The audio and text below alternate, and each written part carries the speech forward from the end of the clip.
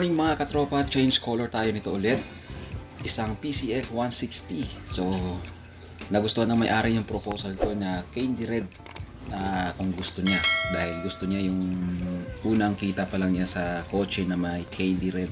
So, ayun, napag-desisyonan niya na candy red na. So, first step natin, syempre check natin lahat ng mga may mga basag. So, yan, nilagyan natin ng yero yan. Sinapian natin, kumbaga, na i-rivets natin siya na gamit ang yero, na palubog natin yero para hindi na siya gagalaw bago natin mamasilihan. Okay?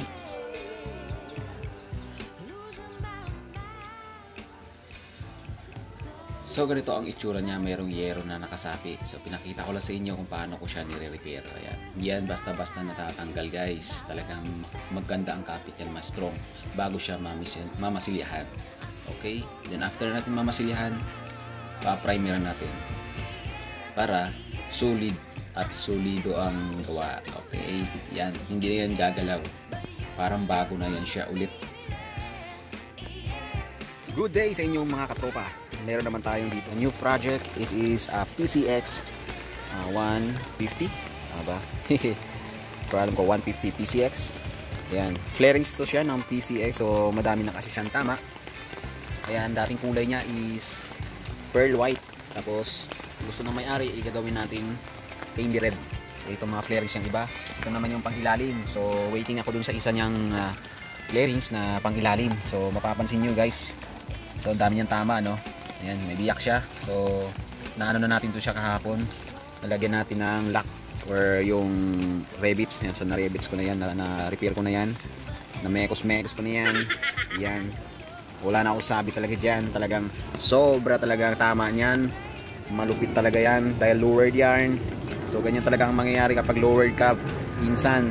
Pag ikaw ay lowered insan, ganito ang mangyayari insan. Gas na yan insan. Oh. So minasigyan natin yan. Yung mga guhit na yan, mawawala yan. Magic yarn. So ang gagawin natin dyan, ibabody filler muna natin siya ng buo. Yun, may planong dumaan. So ito, yung mga gasgas niya, panggilid yan sa ilalim yan. So, ibabody filler natin para hindi na mahalata yung masilya at saka yung mga scratches, yung mga malalalim na scratches na yan, matatanggal yan. Alright, so abangan nyo guys yung video na to. Ang pagtatapos ito, ang kulay uulitin ko is Ferrari tuloy. Candy red, okay? So sa candy red guys, ang paggawa ng candy red, ang pag-apply ng candy red, una syempre primer, body filler. Yan, pa-primeran natin ng primer gray. Then pagkatapos yan, hindi pa kulay agad. Ang kulay din ang isusunod natin ko kulay, pero hindi yung red or toner red. Ang gagamitin natin, silver. Magbe-base tayo ng basta gold urethane paint or silver urethane paint.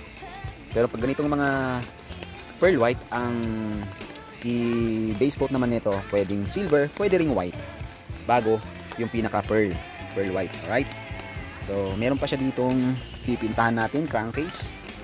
Yan, crankcase cover, alam nyo na yan. May mekos ko pa yun mamaya. Liliyahin natin yan ng 400 para kakapitan ng primer. Ayan, so mapapansin nyo guys, may tama siya dito. Ayan, mamasilyahan pa natin yan. Mukhang malalim yung tama niya kasi lowered yung motor na to eh. Tapos ito naman yung isa sa crankcase cover din. So gagawin natin glossy black. So ganito rin yung cover ng kanyang muffler. Gagawin natin glossy black. Then syempre kailangan tanggalin natin yung scratches na yan.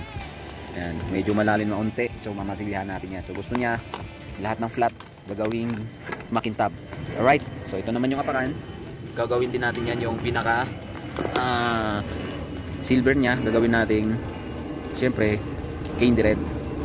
Okay, so kung ikaw ay bago pa lang dito sa ating YouTube channel, don't forget to like and subscribe at pakihit yung notification bell para updated ka sa ating mga video. Alright, so matagal akong hindi nakapag-upload, no? So i-flex ko lang sa inyo itong pwesto ko. Ayan, dati damo lang itong nasa likuran ko eh. Ngayon talagang legit na siya na balete. Ayan, so ilog ho yan nasa gitna. Napakasimple ng pwesto ko kasi wala tayong mismong talyer, ano? So gusto ko magtayo ng sarili kong talyer pero hindi ko magagawa kasi unang-una is budget. Alam mo na, budget. Wala tayong budget guys. So kailangan natin mag-ipon. Magamit, meron tayong gamit. Those of you kung gustong magpa-repaint ng inyong kotse or yung motor, pwede rin po ako mag-repair. with latero din po tayo, latero pintor. Alright, so ayun naman po, don't forget to like, subscribe at share yung video na to. Maraming salamat, bye bye. So itong mga flarings na to guys, nalihan na ho natin to ng 400. Ayan, nalihan na to ng 400. So ang kailangan lang gawin dito is magpa-primer tayo ng body filler, primer gray, na masilihan na rin natin yan. And then dahil syempre medyo naulan, hintayin muna natin tumila yung ulan, although meron naman akong ano dito, tolda. Kaya lang pagka medyo malamig kasi yung panahon, medyo alanganin tayo magbuga, baka kasi mamaya yung ending, yung finish nito, baka isang buwan pa lang eh magbukol-bukol na o magbabubbles na yung pintura. So yan po yung sanhi ng pagbabubbles ng pintura natin. Alright, doon sa mga hindi pa nakakalam. Kaya yung ibang mga paintworks, meron talagang tinatawag na oven. Yung oven, hindi po yung oven na oven toaster ha. Yung oven po yun na ng painting na parang studio type. So yun po yun, na merong ilaw. Kaya lang medyo mahalo yun. Pag pinasok natin yung si unit natin, eh syempre medyo mahalo talaga. So kung gusto niyo naman makatipid at quality yung pintura, pwede na rin sa ganitong pwesto. Kasi kung ako naman ang gagawa, hindi ko naman pababayaan na yung trabaho natin ay masisira. So conforme pa rin doon sa budget nyo, conforme kung ano yung gustong trabaho. Alright, nagdidepende lang din talaga ako sa presyo nyo. So ito medyo may halaga kasi ang presyo nito, so kailangan masailan din pati siya. So bibigay natin yung nararapat na kulay na gusto ng mayari, yung tipong pang casio yarn. Alright,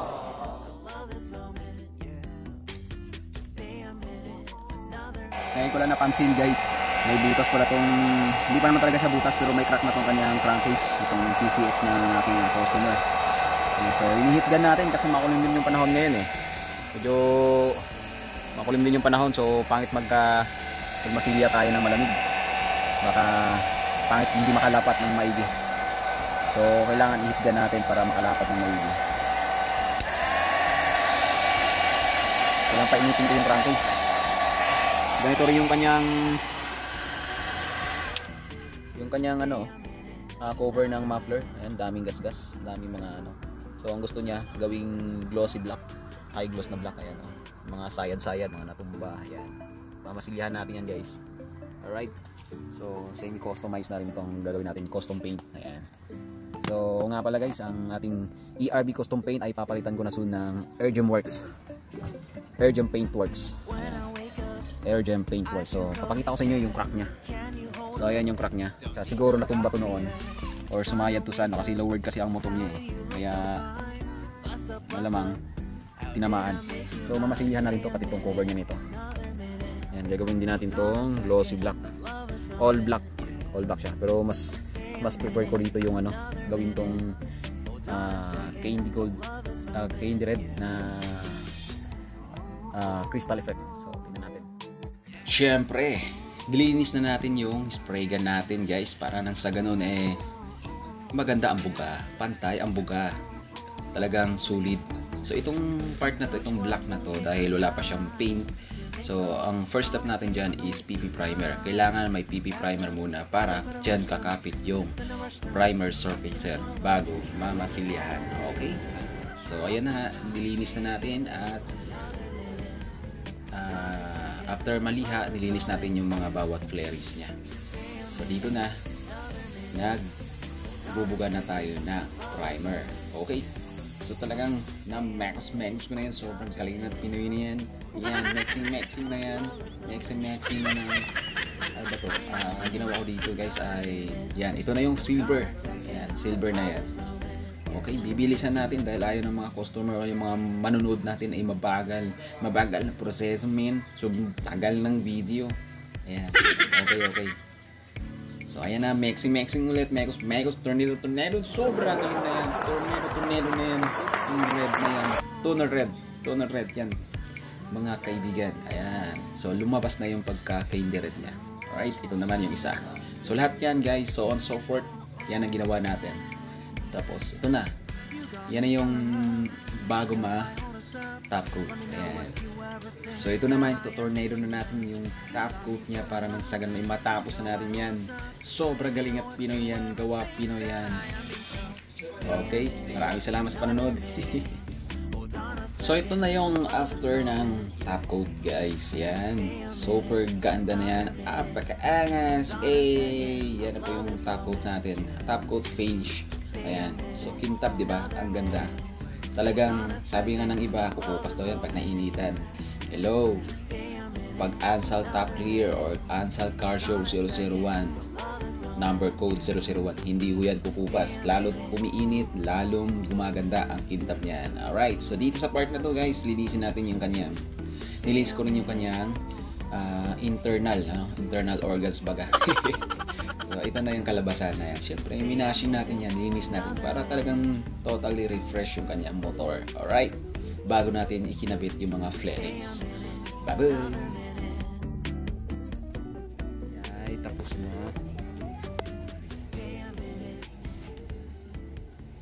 Ganda talaga ng kulay. Gagandaan talaga ng ano. Malapad kasi mga flarings mo eh. Kaya maganda yung ano niya eh. Maganda yung bawat angulo eh. Naging kotse eh, no? When I wake up, I feel cozy, yeah.